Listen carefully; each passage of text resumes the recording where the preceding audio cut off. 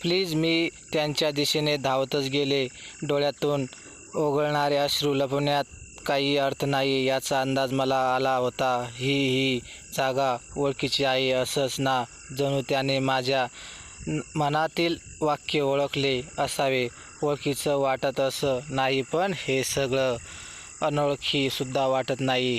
त्याने माझे खांदे धरले आणि सोफ्यावर बसवलं. हे बघ, तू आधी शांत हो. तुला इथे खरं तर आणायचं नव्हतं, पण काय तुझ्या जीवाला धोका आहे? कोणापासून आणि का? सायरा सुद्धा असंच काहीतरी सांगत होती. आणि मी कोणाचीही काहीही वाईट केलेलं नसताना ज्या दिवशी आपण पहिल्यांदा भेटलो त्या दिवशीही तुझ्यावर हल्ला झाला होता. पण बघ, तू आता सुखरूप आहे. थोडे दिवस इथे राहा. तुला गोष्टी आपोआप उमजायला लागतील. माझ्यावर विश्वास ठेव. विश्वास कसा ठेवू? माझ्यासमोर घडणाऱ्या घटना माझ्यासाठी अनपेक्षित आहे. मी कोण आहे यावर सायराने प्रश्नचिन्ह उभे केले आहे. माझ्या जगात मी आनंदी होते. माझं काहीतरी अस्तित्व त्या जगात होतं. पण इथे माझं काय अस्तित्व आहे? विक्रांतिका राज्य आणि या राज्याचा वारसा जितका गोंधळून टाकणारा आहे तितकाच समजून घ्यायला सुद्धा सोपा. अर्थव्यवस्था म्हटली की निर्वाणा साम्राज्याचं लक्ष फक्त विक्रांतिकाकडे. वस्तूंचा मोठा बाजार, कला गुणांचा अधिकाधिक प्राधान्य देण्यासाठी तयार केलेले वेगवेगळे विभाग, त्यांच्या कामकाजासाठी नेमून दिलेले उच्च दर्जाचे कलाकार आणि मुख्य म्हणजे इथले राजकारण, या सगळ्यात गुरफटलेले हे राज्य. त्यांचा इतिहास जाणून घ्यायला जितका मेंदूला जोर द्यावा लागतो तितकाच मनावर ताबाही ठेवावा लागतो.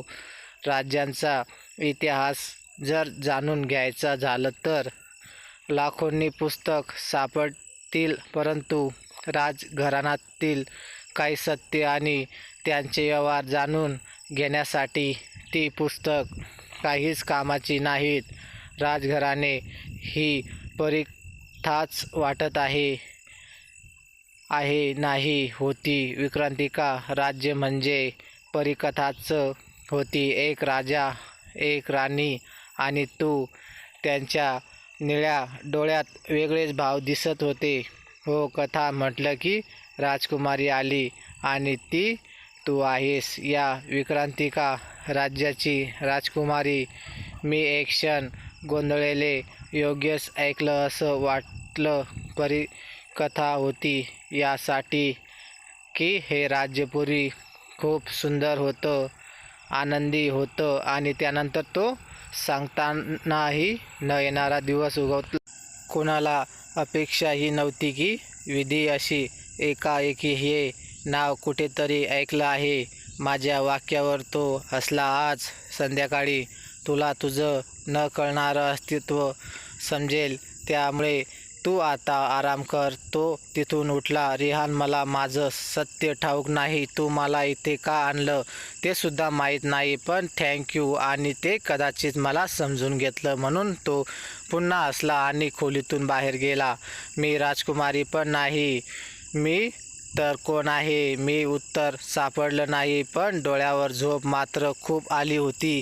ती तशीच त्या सोफ्यावर बसले.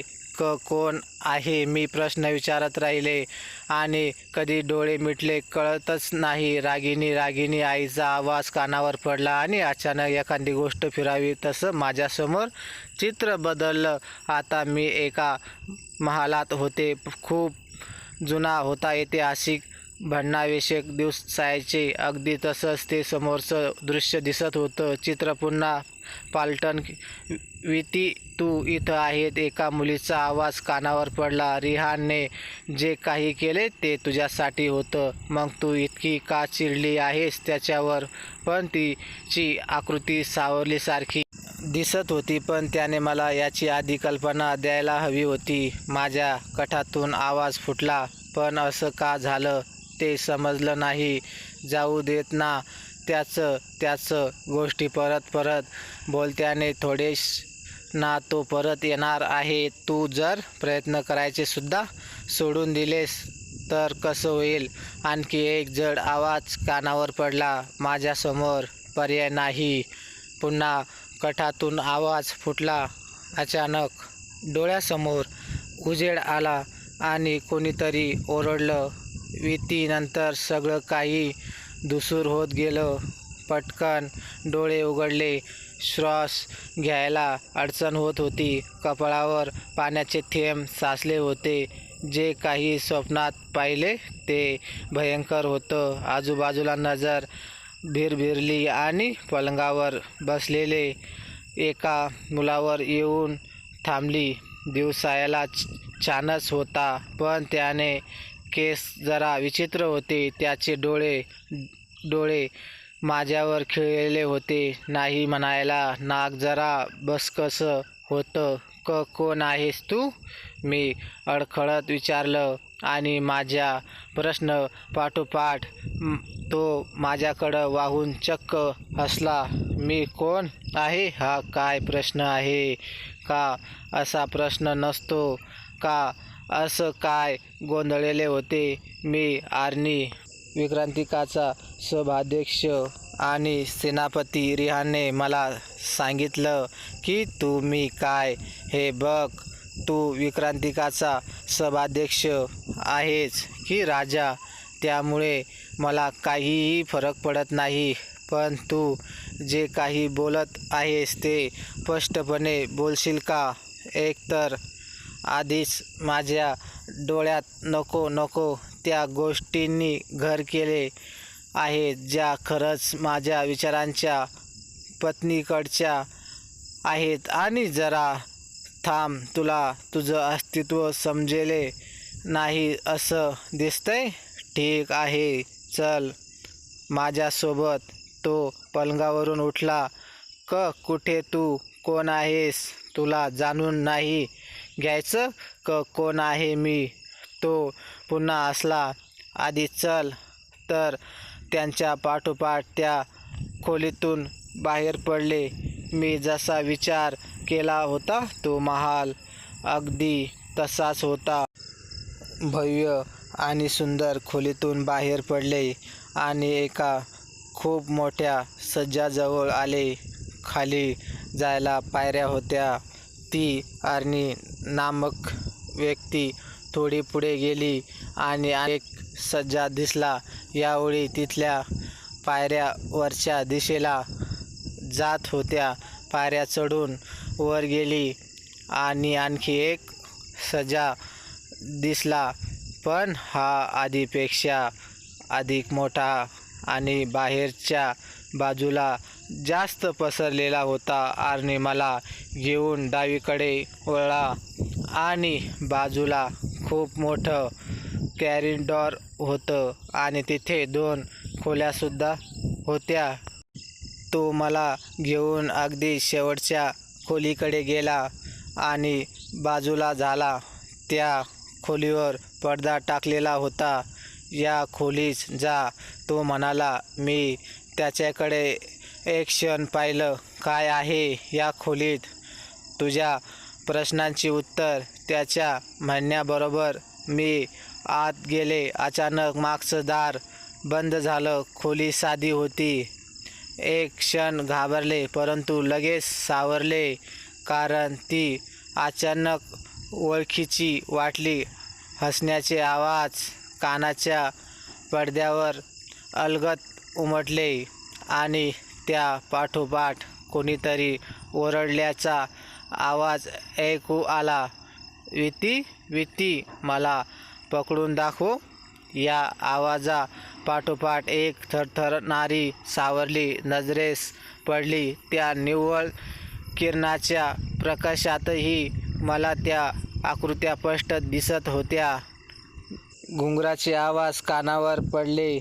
पलंग आणि सोफ्याच्या मधोमध असलेल्या रिकाम्या जागेत पावलं उमटल्याच्या खुणा दिसल्या. थंड शिथिल करून टाकणारी हवेची झुळूक चेहऱ्यावर धडकली आणि अंधाऱ्या खोल गतीत मी समजावून जाऊ लागले. मला भूतकाळातील प्रत्येक क्षण दिसू लागला. रिहानच्या नजरेला नजर देऊन मी त्या जुन्या खोलीत उभी होते. तो नवीन वाटला पण कदाचित ओळखीचाही. कोण आहेस तू? माझ्या घरात येण्याचं धाडस कसं केलं? तो घाबरत्या स्वरात म्हणाला. त्याच्या हातात धारदार तलवार असूनही तो नकशी शांत थरथर होता. जणू त्याने समोर एखादा दैत्य पाहिलं असावा वाटणाराच. कारण त्यावेळी माझं अवतारचा तसा होता. मोकळे केस रडल्यामुळे डोळ्याखाली पसरलेले काजळ, कपाळाला झालेली जखम, गळ्याभोवती बसलेल्या फासाच्या खुणा आणि अंगात असलेल्या फ्रॉकवर धूळमातीचे डाग. ही अशी होती आमची पहिली भेट. माफ कर पण आजची रात्र मला इथे थांबू दे. तिने माझ्या मागावर जादूगार पाठवले आहेत. माझा जीव धोक्यात आहे. कोण ती आणि कुठले जादूगार? आणि तू कोण आहेस? मी राजकुमारी विती. ते राजकुमारी? तुम्ही या अशा अवस्थेत? माझी ओळख ऐकून त्याने आपली तलवार खाली केली. त्या संवादानंतर माझ्या डोळ्यासमोर अंधार दाटला. माझाच भूतकाळ आठवून मला रडू येत होतं. डोकं हळूहळू जड होऊ लागलं. दितीने केलेले वार, राज्य हस्तगत करण्यासाठी केलेल्या हत्या अशा एकाएकी डोळ्यासमोर येऊ लागल्या. स्मृती मंत्राच्या प्रभावाने जे काही विसरले होते ती प्रत्येक गोष्ट डोळ्यासमोर थेंबात चालू लागली. आपल्या आईवडिलांच्या केलेल्या हत्या आठवल्या. राजसभेतील सदस्य आणि शिपाई, दास आणि दासी, अंगरक्षक आणि सेनापती अशा सगळ्यांच्या रक्ताचे लाल झालेल्या महालातील पायऱ्या आठवल्या. गळ्यात बसलेला आपल्याच ओढणीचा गळफास आठवला. तिला हरवण्यासाठी रिहान, सायरा आणि दक्ष, देव आणि कालिंदी सोबत मिळून केलेल्या योजना आठवल्या. महाल हस्तगत केल्यावर, तिला हरवल्यावर आणि राजकुमारी म्हणून आपले कर्तव्य पूर्ण केल्यावर याच महालात त्याच्यासोबत घालवलेले आनंदी क्षण आठवले. आणि सरतेशेवटी आपण त्या विश्वास कसे गेले हेही आठवले. डोळ्यासमोर त्यावेळी पडलेल्या प्रकाशाचे एक फिरताना दिसू लागले. तर मैत्रिणींनो आणि मित्रांनो, तुम्हाला कथा कशी वाटली कमेंट बॉक्समध्ये नक्की कळवा. आणि व्हिडिओ आवडला असेल तर आमच्या चॅनलला सबस्क्राईब नक्कीच करा. धन्यवाद.